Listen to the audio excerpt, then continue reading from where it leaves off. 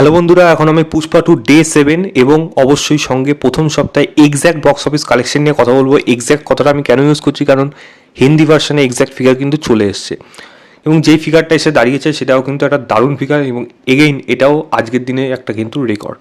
তো আমি যদি প্রত্যেকটা ভাষা ধরে ধরে বলি তাহলে ডে 7 বুধবার এই সিনেমাটা তেলুগু বেল্টে কামিয়েছে হলো 10,15,00,000 টাকা, তামিল বেল্টে 2,20,00,000 টাকা, কন্নড় বেল্টে 60,00,000 টাকা এবং মালায়ালাম বেল্টে 40,00,000 টাকা এবং হিন্দি বেল্টে আবারও সেই হেভি একটা ফিগার 30+ ফিগার এখানে দাঁড়িয়েছে 31,50,00,000 টাকা হিন্দি বেল্টে গিয়ে দাঁড়িয়েছে।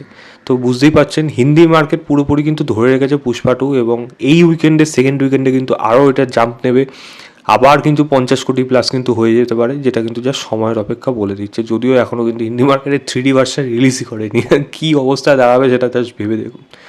তো যাই হোক, সবকটা ভাষা মিলে আমি যদি বলি এই সিনেমাটা ডে 7-এ কত টাকা ইন্ডিয়া থেকে সবকটা ভাষা মিলে নেট কালেকশন কামিয়েছে, তাহলে প্রায় 45 কোটি টাকার কাছাকাছি, মানে 44,85,00,000 থেকে 45 কোটি টাকার মতো কাছাকাছি এই সিনেমাটা ডে 7-এ ইন্ডিয়াতে নেট কালেকশন করেছে, যেটা কিন্তু ইটসেলফ একটা দারুণ ফিগার এবং এই ফিগার কিন্তু সহজে ভাঙা কিন্তু সম্ভব হবে না, এটা কিন্তু পরিষ্কার বোঝা যাচ্ছে।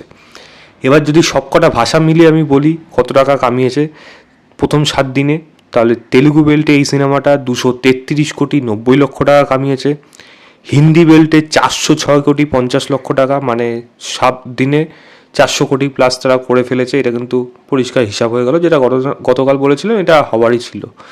এবং তামিল বেল্টে 39,20,00,000 টাকা, কন্নড় বেল্টে 5,05,00,000 টাকা এবং মালায়ালাম বেল্টে 12,10,00,000 টাকা।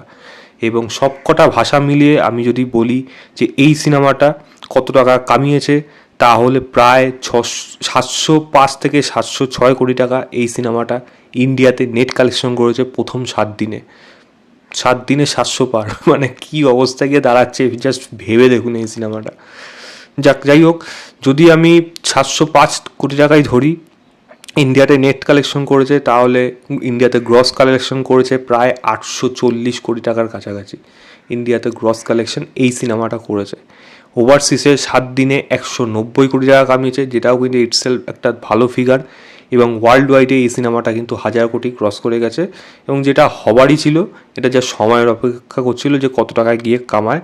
1,018,70,00,000 টাকার মতো এই সিনেমাটা এখনও অবধি কিন্তু ওয়ার্ল্ড ওয়াইডে কামিয়েছে।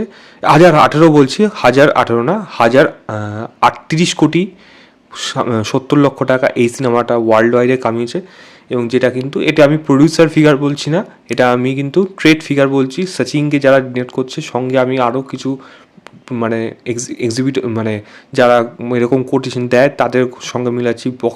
বক্স অফিস ইন্ডিয়া হোক, বলিউড হাঙ্গামা হোক, সব কিছু দেখেই কিন্তু আমি এগুলোকে বলছি। তো এটা কিন্তু প্রডিউসার ফিগার না, প্রডিউসাররা কিন্তু তারা প্রথম 6 দিনেই কিন্তু 1000 কোটি পাস করে দিয়েছে, যেটা একেবারেই আওয়াজ হয়তো সম্ভব না, সাউথ ইন্ডিয়া সেটা করেই থাকে। যাই হোক, 7 দিনে 1000 কোটি পার করেছে, তো বুঝতেই পারছেন এই সিনেমাটা আগামী দিনে কী কী করতে চলেছে।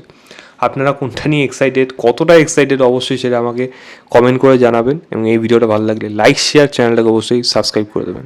বাই।